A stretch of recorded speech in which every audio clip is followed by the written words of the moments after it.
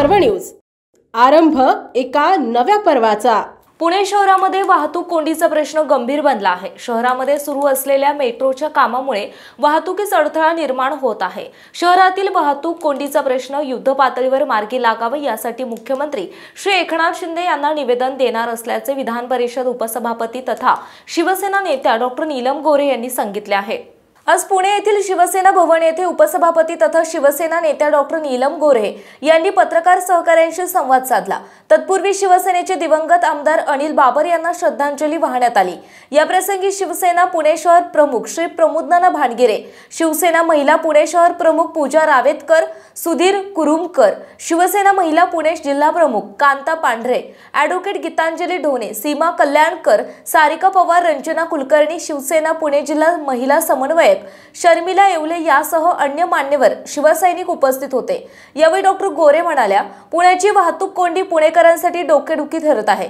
5 मिनिटांच्या प्रवासासाठी तासनतास वाहतूक कोंडीत अडकून पडावं लागत आहे।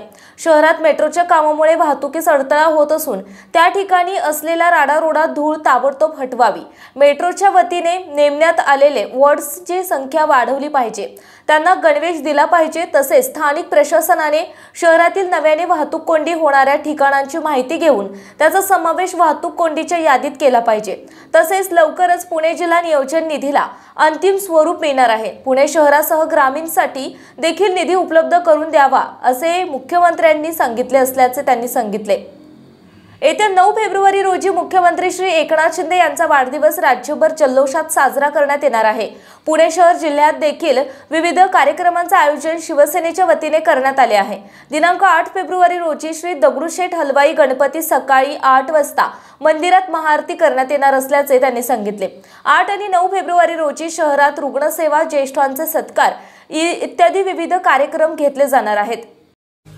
पुणे शहरातील आणि जिल्ह्यातील महत्त्वाच्या आणि ताज्या बातम्या पाहण्यासाठी आजच आमच्या आरंभ पर्व न्यूज चॅनलला YouTube वर सबस्क्राइब करा आणि बेल आयकॉन प्रेस करा।